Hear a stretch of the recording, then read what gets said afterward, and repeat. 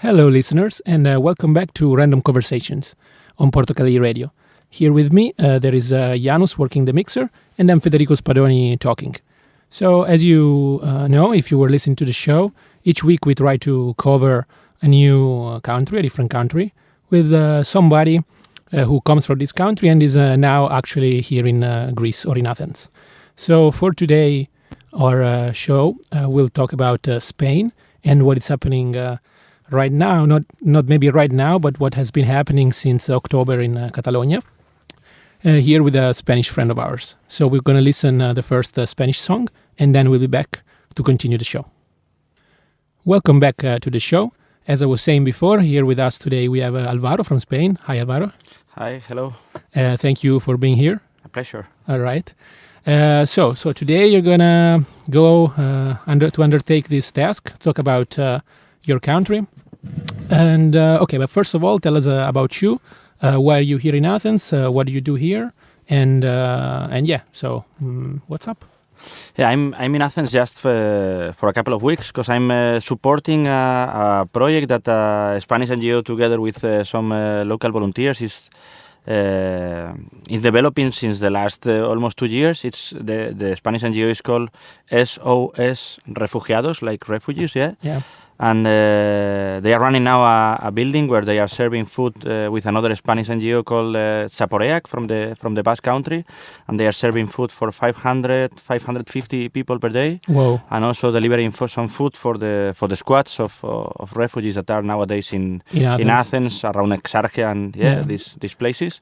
And I'm just a couple of weeks here supporting them, organizing the warehouse and trying to organize a little bit. Okay. And this place, it's in the neighborhood of Victoria Station. Yeah, it's so close to Victoria Square, yeah? Yeah, okay. So in case you are interested, you can stop by and ask for Alvaro maybe, if he's there, or just ask around. And so thank you for sharing what you're doing here with us. And we're going to listen to another song, and then we'll be back with some data and facts about Spain. And we're back here with Alvaro.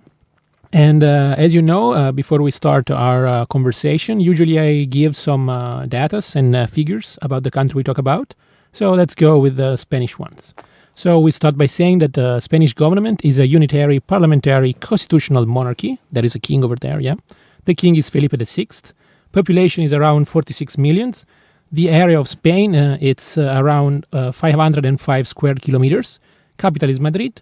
The official language is Spanish, but there are other languages that are recognized by regions, and these languages are Catalan, Galician, Basque, and Occitan.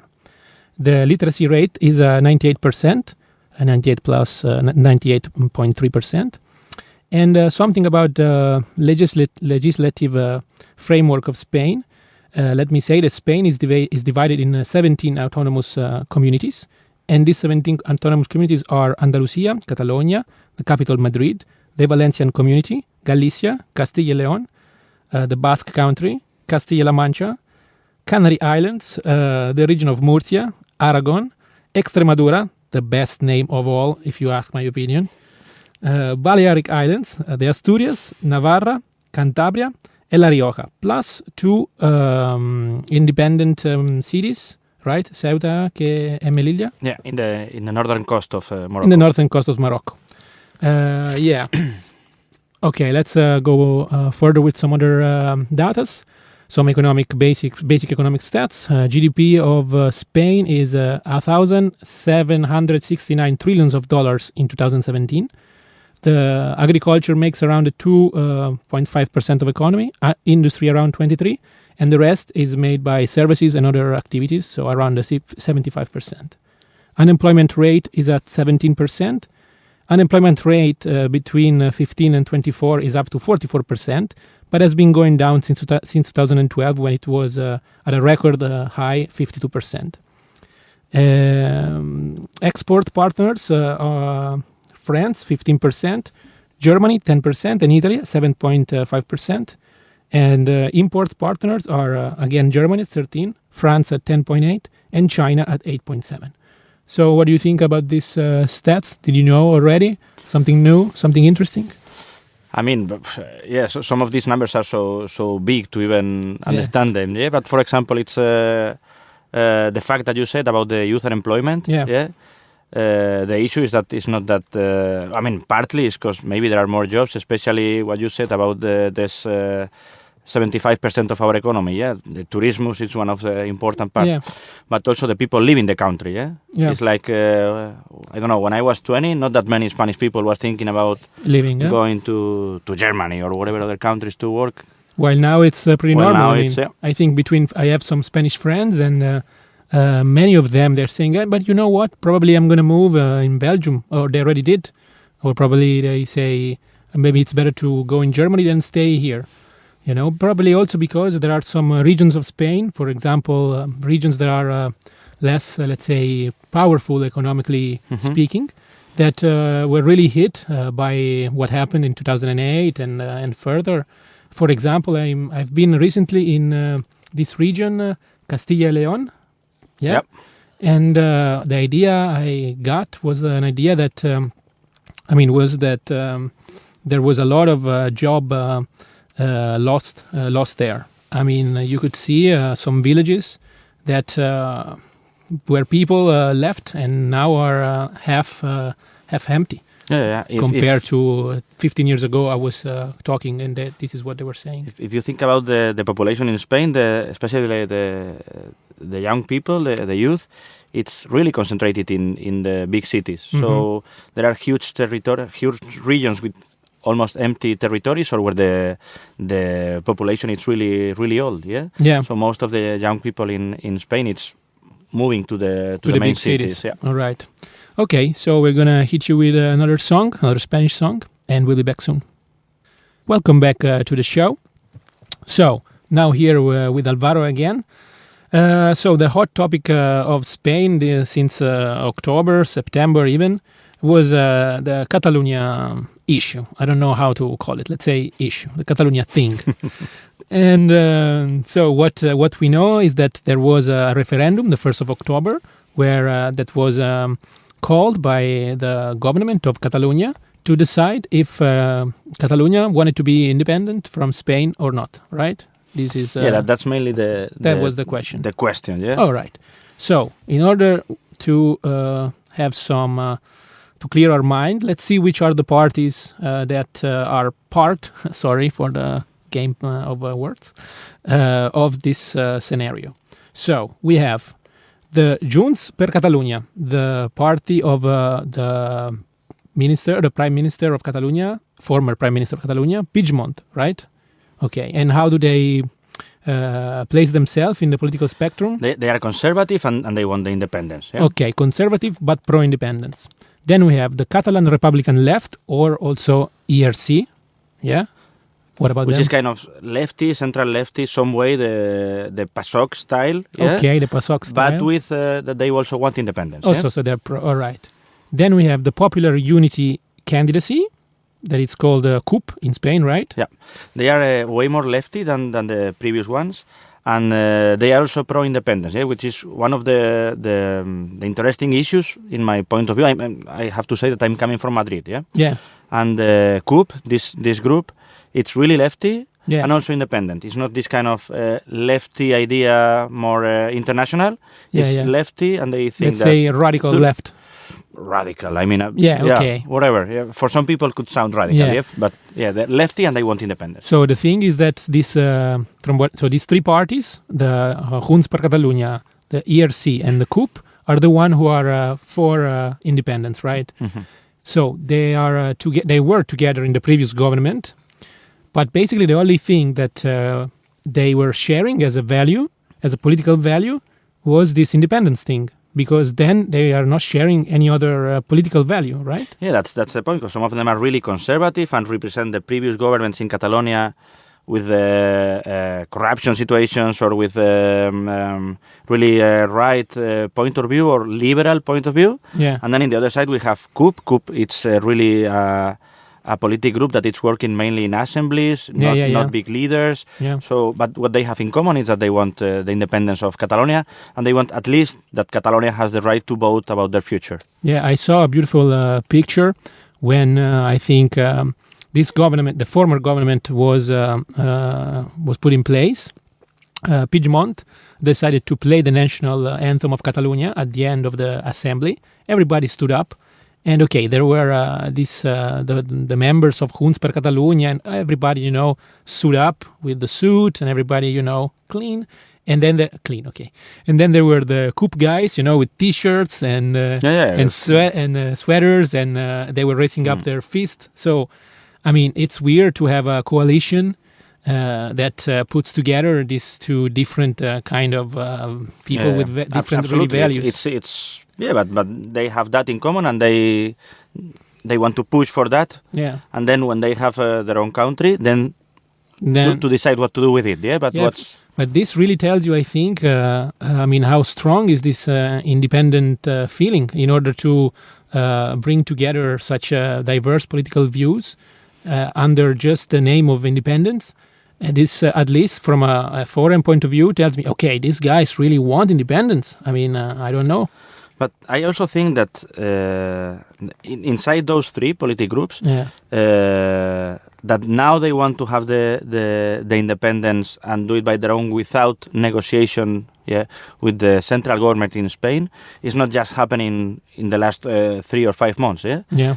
If we think about in 2005, sorry, I'm speaking about a little bit about the past. In 2005, the parliament in Catalonia was agreeing a new statute, like the laws negotiate in that speak about the relation between central government in Spain and the government in Catalonia. It was approved there. It was approved in the parliament in Spain. And then it was some stopped. Years later, the constitutional judge, they stopped it. So the people in Catalonia, the political groups in Catalonia, tried to do it in a negotiative way. I don't know how to say it, sorry. By negotiating. And it was not working. So now it's why it's more on the news, or they are more radical about defending the ideas. But what you were talking about, this statute problem issue, it's seen by many commentators as one of the starting point of this strong independent movement that we have seen in the last 6 years, something like this. Because the fact that this new statute was not signed, was seen by the Catalunya people as a really as a move that took out all the thrust in the system. They were saying, okay, we cannot give independence, okay, but we are gonna get a statute that will grant us some freedom and the freedom that we want. Okay, we negotiate about it. Okay, we agree about it, and then at the moment that they need to be implemented, you take it out. This, of course, killed the trust that there was. The guys that are in the constitutional judge in Spain, they are really conservative. These guys were appointed by the guys that were appointed by Franco. It's not that we clean our system from dictatorship to democracy. So if you think about the highest tribunals, most of them are really conservative. Okay. So maybe it's also one of the reasons that why this law, this statute, this way of relation between Spain and Catalonia that was agreed in 2005 in both parliaments was not approved. Because we have a system that in some parts is still really conservative. All right. Okay, sorry for this digression, but let's keep going with the... Okay, but let's listen to a song and then we'll be back. So we're back here on the show, and we are still talking about the Catalunya parties. And so we covered the pro-independence one. Let's go through the one that are not supporting independence. And we have Catalunya En Comú Podem. That is officially unaligned, they say. They don't have a clear opinion about it. When you see about this group, is the one connected also with this new lefty Podemos in the center of the country, okay? Yeah. So it's not called Podemos in Catalonia, it's called En Comú Podem. En Comú Podem. That means together we can? Yeah. All right. Like together we come in Catalan language. Okay. So they are into having a referendum, but that it's legal. Not the referendum that happened, that it's not agreed. So they are into asking the people of Catalonia what do they want, but they would support the idea of staying in Spain. All right. Then we have Ciudadanos, that I think is for unity, eh? Ciudadanos is for only one country, not division, and it's this new right group that is growing and growing nowadays in Spain. Then there is the Socialist Party of Catalunya, PSC, right? That it's also for unity. Mm-hmm. And then we have the Popular Party, of course, that it's for independence. No, I'm kidding. It's for unity. That in the last elections almost disappeared. I think they keep only 3 or 4 guys in the regional in the one that happened in the 21st of Catalonia, December, huh? Yeah. They almost disappear. Yeah. And this is the question I wanted to do now to you. I mean, so now what's the situation in the Catalonian parliament? Can you tell us something? The situation now is like the groups that are for the independence of Catalonia. They won again, huh? They won again, and they have more than 50% of the seats in the parliament. But they have 48% of the population voting for them. Yeah, in our system, some regions less populated has more number of votes, more number of seats in the parliament, whatever. But they have a little bit more of the majority according to people in the parliament, but a little less about the population that it's for the independence. Yeah? And we are still in this moment that they are trying to create the government. Yeah. But the situation now, it's difficult to resume. Yeah. But the guy that is being appointed by Junts per Catalunya, like the top party, of the independent coalition side, it's in Brussels. It's Puigdemont. He escaped, Puigdemont, whatever. Sorry for my accent. Yeah. I mean, I'm not Catalan too, so I wouldn't pronounce correctly neither. And so Puigdemont left. Puigdemont left after the referendum. After they declare the republic. They declared the republic. Okay. 3 minutes later was stop, freeze. Yeah. And then 4 minutes later he was in the plane. Yeah. Exactly. So it was this situation but he is not there. So now the Junts per Catalunya are still asking him to be the president. Yeah, he was the first person in the list. Okay, but okay, I mean, if he comes back to Spain, maybe he will be arrested as his member's party before him. That's the situation, yeah. So the groups that are for the independence wanted to have the chance that this person is elected as president without being in Catalonia. Yeah. That's what they wanted.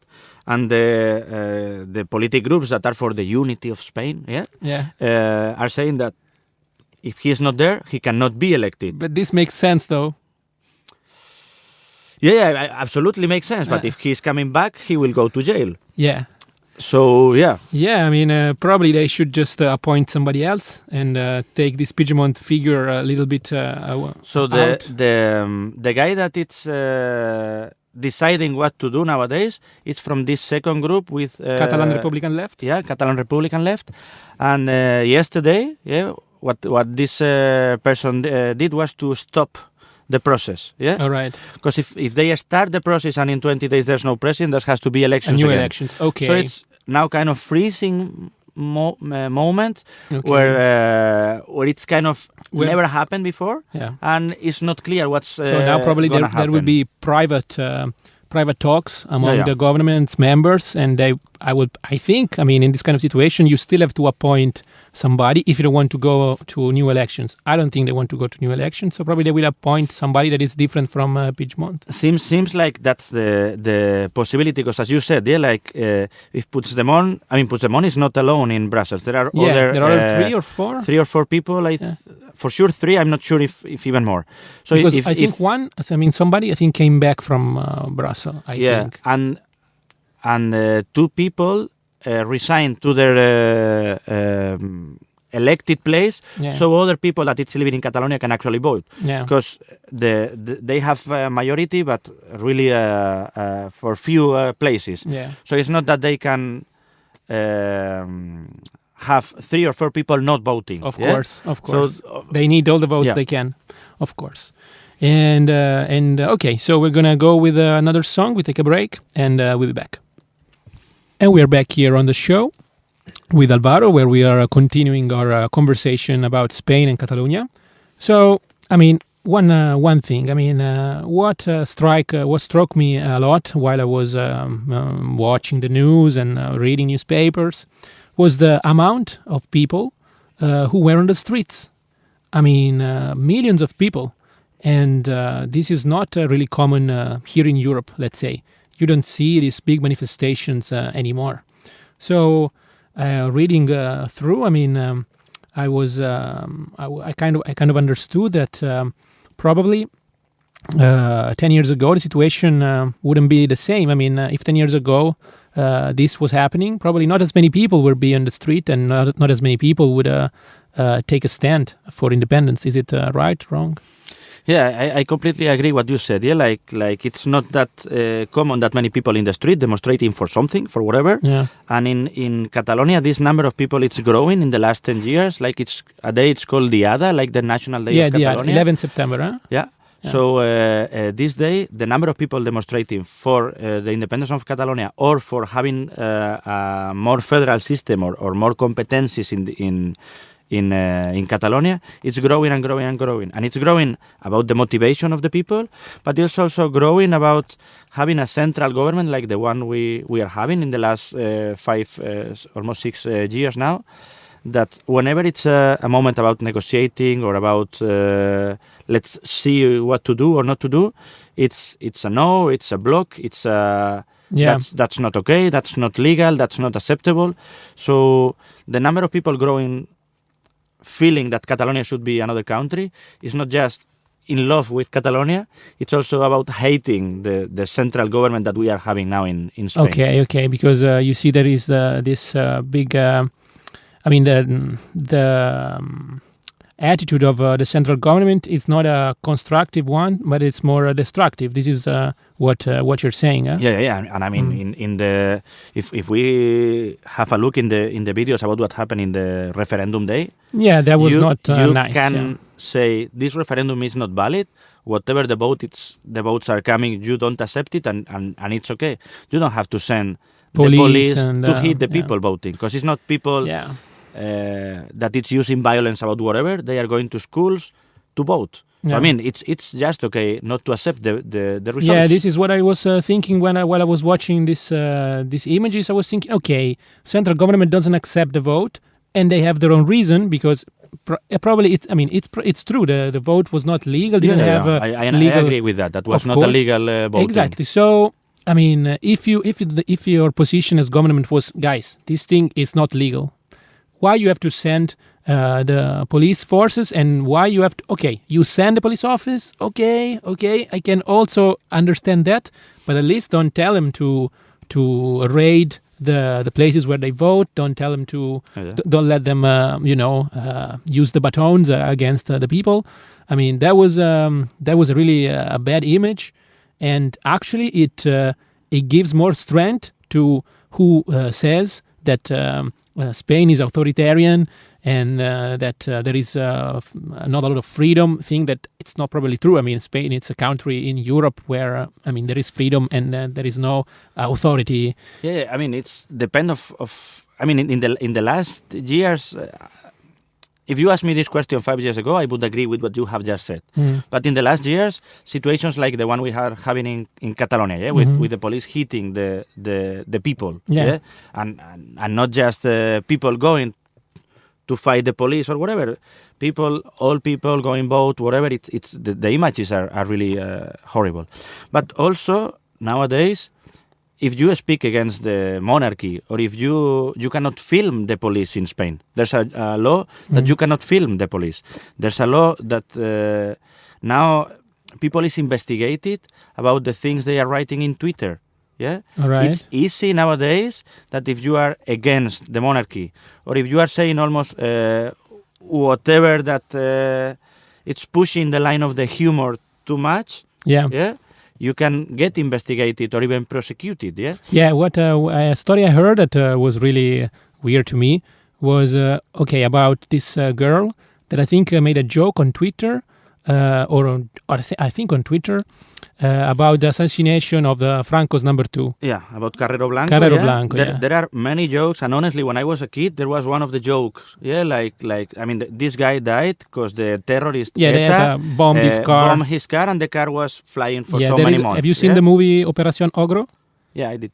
Yeah, that's a really cool movie that explains how ETA killed him. I mean, it's a really great movie if you want to watch it. But that people is making a joke about somebody that was killed by ETA 30, I don't know, whatever, 50 years ago. Yeah.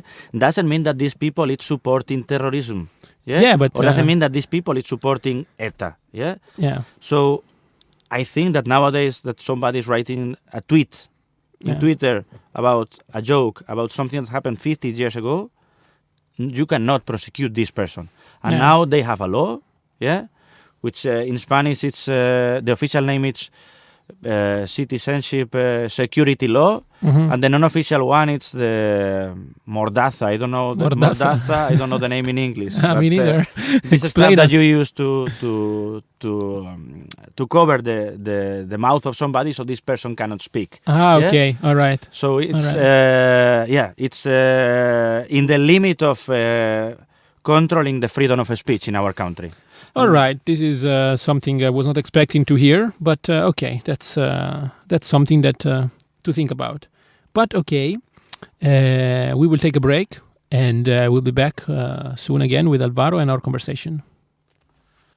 And we're back here in a random conversation with Alvaro, and so now we try to talk about something else from Catalonia. I mean, things in Catalonia will be hot at least until I think the next month, because as you were saying, they have to appoint the new president. So we're going to follow that for sure. But there was another thing that struck me while researching about Spain and for this episode. That okay, if we look collectively at Europe right now. We see that in almost every state there is let's say, a new rising right-wing party. All right. I mean, we see this here in Athens, in Athens and in Greece with Golden Dawn. We see it in Italy with Lega Nord. That it's not new, but still it's on the verge of getting good votes at the next elections. And so we see it in France with the Le Pen party, of course, but we don't see this in Spain. And okay, I mean, I was going through some articles and some opinions, and I would like to share with you, Alvaro. I mean, some of the reasons I found why this is not happening in Spain. All right. So first of all, they say that the number of people. The people who came to Spain, the foreign people who came to Spain, come from not just places that are culturally far from Spain, but from places also that are very familiar with the cultural of Spain. For example, South America, and also the language helps.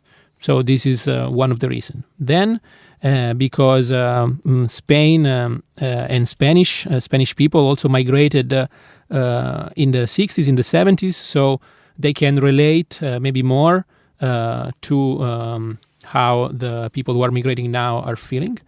And then because, of course, in Spain, the welfare system helps to avoid competition between low-income people and foreigners, especially regarding public houses and subsidies.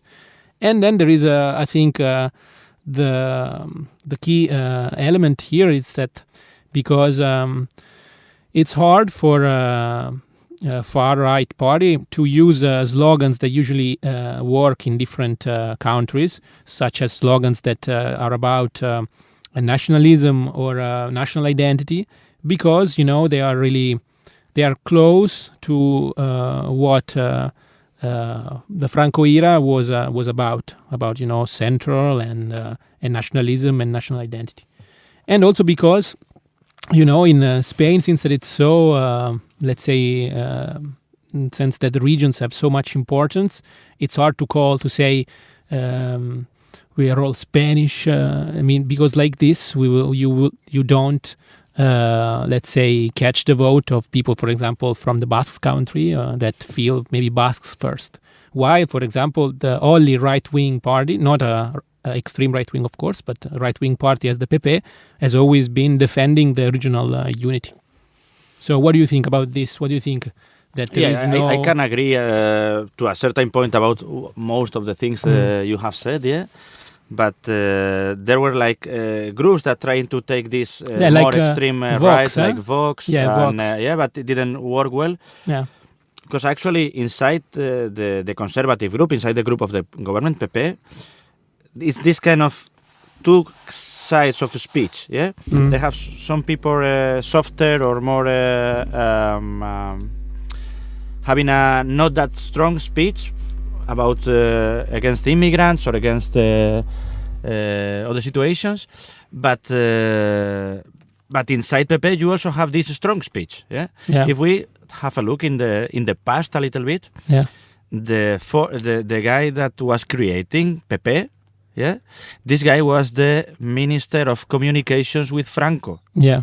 This is also what I was reading too. I mean, the fact that there is no right-wing, strong new right-wing party, it's because a lot of people who would follow the right-wing party are already in, let's say, the extreme part of the PP.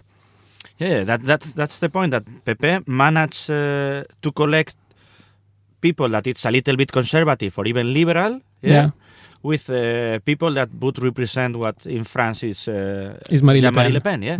So that's why inside PP voters you have that variety, but also inside the politicians of PP you have this somebody is more liberal profiles, okay. All right, that's interesting because, for example, in Spain we have seen the rise of other kind of movement. For example, the Podemos movement was a movement that in some things also reminds of the rise of right-wing parties, but with a completely different value, with let's say more lefty values, and So it was interesting to see that in a situation that was similar to Italian situation or a French situation, there was something that came from the society, but from a different spectrum. That was pretty interesting. And so we're gonna hit you with another song, and we'll be back. And we are back here on the show. Where we have the last segment. And for the last segment, still, we want to keep on talking a little bit about the situation in Spain. But the thing is this, that as Alvaro here was telling me, that, there is this big clash between central government and not just Catalunya, I think, also people who are... not for the central government, okay? That are not just in Catalunya, I guess, right? And he was saying that for the central government now and for the PP, it's actually a good thing that we are talking about Catalunya, right? Yeah, that's the situation. Like it's interesting. It's really interesting for the central government that we put all the news, all the information, all the points of view, all the weight. In the Catalonia issue. Yeah, I'm not saying that it's not important. Of course, it's important. Of course, has to be there. But we are not having a look in the 900 politicians or former politicians of the conservative group of PP that are being prosecuted nowadays about corruption. All right. And for example, in this week, there's in the region of Valencia, PP was really, really, really strong. Yeah. So there's a judgment nowadays. And it's also connected with the finance of the campaigns of PP in Valencia. So there's these kind of situations that are now in a second or third level due to the usually they would be in the first place. Almost in whatever other country, but not in Spain. So if you want to think in a, let's say, bad way, you could also think that, okay, maybe the government is... having this disruptive behavior to his favor.